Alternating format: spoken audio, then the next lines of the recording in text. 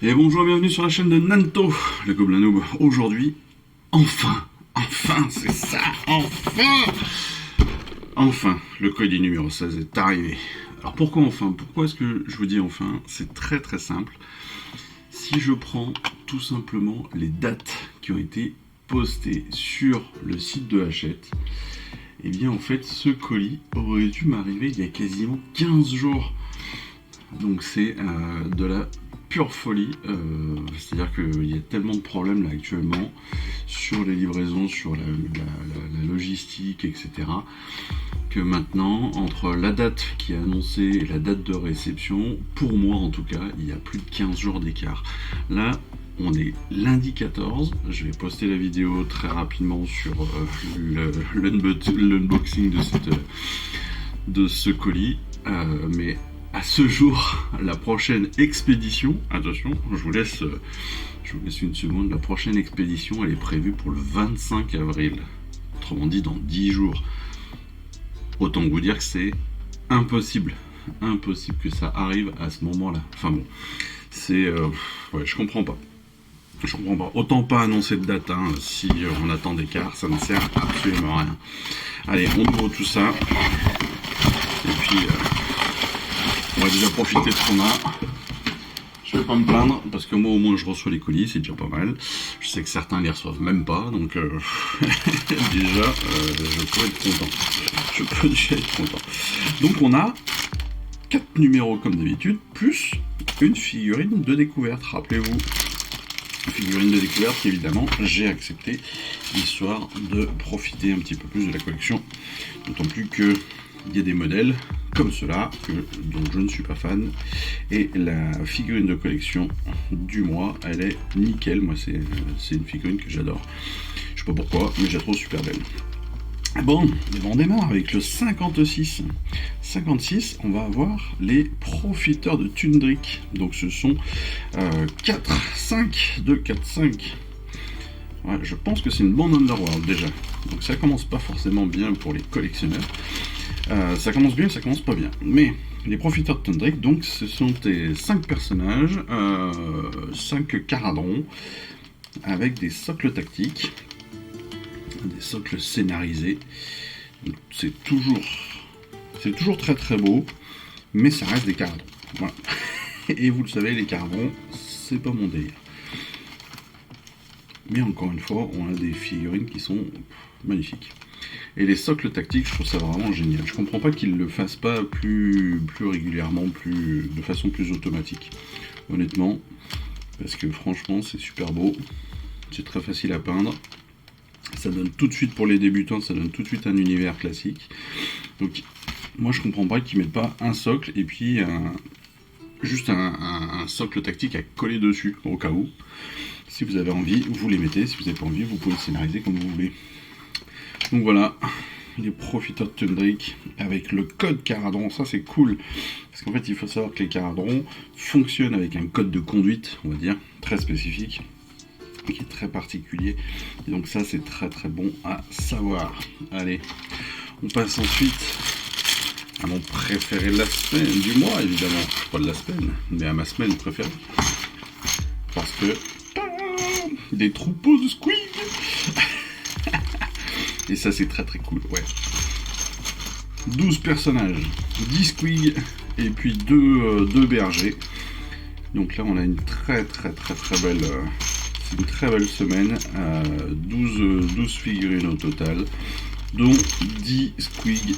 10 squigs tous plus beaux les uns que les autres, avec des mâchoires de fou furieux. Dont un qui est en train, vous le découvrirez à l'ouverture du colis, du fascicule et au montage des figurines. Un qui est en train de manger un grotte, qui est magnifique. Et donc là on va découvrir évidemment notre troupeau de squig, mais aussi la cour des mange-chers. La cour des mange-chers, donc c'est une nouvelle faction. C'est pas une nouvelle faction dans la collection, mais c'est la découverte d'une nouvelle faction, tout simplement. Et puis dans ce numéro on a aussi des tactiques de base, qu'on découvrira avec le fascicule, mais sur un triptyque. Donc ça c'est sympa, on verra ça là, dès la semaine prochaine, en tout cas dès que tu verras ça avec le fascicule. Numéro 58 ensuite. Numéro 58, sur le numéro 58 on a 2 nouvelles peintures. Donc les nouvelles peintures, je les ouvre comme d'habitude, parce que c'est pas comme les figurines. On a 2 nouvelles peintures, c'est le Teclis Blue et le Slaanesh Grey. Sympa ces 2 couleurs. Assez pétante et tout, j'aime beaucoup. J'aime bien le bleu, il est très joli. Et le gris aussi, le gris est sympa. Le gris légèrement rosé, j'ai l'impression, à travers le pot. Mais ouais, c'est joli, c'est joli. Donc 2 nouvelles peintures, avec en plus un nouveau tapis de jeu. Donc ça c'est sympa aussi. C'est le 4e. En espérant qu'il vienne compléter un petit peu. Bah, j'ai pas l'impression. Je suis pas sûr qu'il vienne compléter l'autre. Quoique, il vient peut-être compléter le numéro 3 côté verso. Le recto est assez classique hein, sur cette plaine un peu désertique. Mais voilà, donc on va découvrir ça aussi avec le fascicule et l'ensemble du numéro 58. Allez, je cache. Maintenant, on passe au numéro 59. C'est le dernier numéro du mois avec les Foudroyeurs Grundstock. Donc ce sont 5 figurines encore, ce sont encore des caradrons. Et là, des caradrons à pied. Des caradrons à pied, ça change un petit peu, parce que jusqu'à maintenant, on avait principalement des caradrons avec des ballons. Donc là, c'est plutôt plus classique comme unité. Mais toujours avec des fusils, avec des choses comme ça, très techno. Des sacs à dos, on dirait les sacs à dos de SOS Fantôme. C'est trop bien. Ils sont très cool, mais voilà. Ça me parle toujours pas. Ça ne me parle toujours pas. On va découvrir aussi les adorateurs du chaos. Voilà, comme d'habitude, on découvrira ça à la lecture du fascicule, à l'ouverture du fascicule et avec toutes nos vidéos d'assemblage, de peinture et de règles, évidemment. Et enfin, la figurine de découverte du mois, le Seigneur Ruineman. Ça tombe bien, genre. C'est pas comme si on en parlait beaucoup. Le Seigneur Ruineman, Raducar, le loup. Alors, c'est une figurine super simple, hein, faut le dire, parce que c'est une figurine qui a que 5 pièces. Donc c'est voilà, ça va pas être très compliqué à monter, clairement. Hein. Mais je le trouve, moi, perso, super beau. Alors, il a un peu une esthétique... sur le principe, c'est un peu une esthétique soviète du 19e siècle, hein, vous voyez à peu près l'idée. Ça fait un peu Rasputin et tout. Mais je le trouve très beau. C'est un personnage de Curse City, si je me trompe pas. C'est une version un peu très développée de HeroQuest ou des choses comme ça, si je me trompe pas. Donc un peu jeu de rôle, un peu dungeon crawler. Et je le trouve très beau. Très beau. On découvrira ça certainement dans une vidéo exclusive, une vidéo hors série de montage. Mais vous voyez, comme encore une fois, on va être sur un montage très rapide, figurine de 2020. Mais la peau de loup qu'il a sur le dos, là, elle est magnifique. D'ailleurs, 2 peaux de loup d'ailleurs, parce qu'il y a 2 têtes de loup. Voilà ce que c'est. Oui, 2 têtes de loup, j'ai l'impression. Oui, c'est ça. Non, il est vraiment très classe sur les 2 épaules. Puis cette épée là, à moitié rouillée, rongée, etc. Il y a des petits rats ou des trucs comme ça. Non, ce sont des ronces qui sortent comme ça entre ses jambes. Non, il est très classe. Très classe. J'aime beaucoup.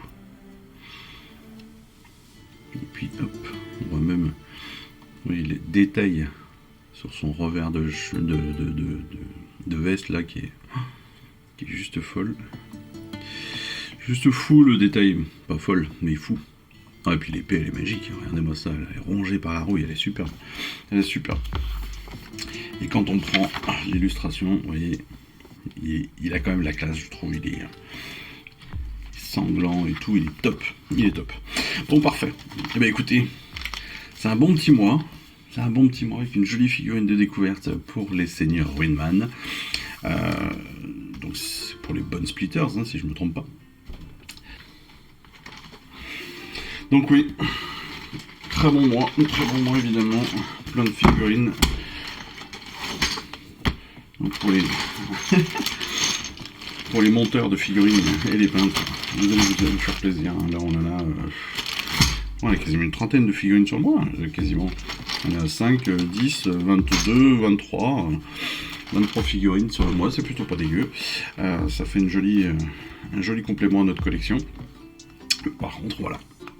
Encore une fois, un délai complètement improbable. J'espère que ces délais justement vont se réduire parce que pour l'instant c'est pas gagné du tout. Mais bon, on fait confiance à Hachette pour qu'ils arrivent à nous faire un petit miracle pour le mois prochain, pour qu'ils arrivent à rattraper ce petit retard. Allez, en attendant nos prochaines vidéos de découverte de fascicules, d'assemblage, de peinture, de règles, et bien écoutez, moi je vous souhaite une excellente fin de semaine et puis je vous dis surtout à très vite. Allez, je vous embrasse. Ciao, bye bye. Je vous remercie d'avoir suivi cette vidéo. Si ça vous a plu, eh bien abonnez-vous, lâchez un petit like et un commentaire et suivez-moi sur Instagram où je poste régulièrement des photos de mes dernières réalisations et dernières peintures. Et puis comme il est maintenant de tradition sur la chaîne, je vous souhaite une excellente fin de journée et surtout, lisez bien, collectionnez bien, assemblez bien, peignez bien et jouez bien. Allez, je vous embrasse et puis je vous dis à très vite. Allez, ciao, bye bye.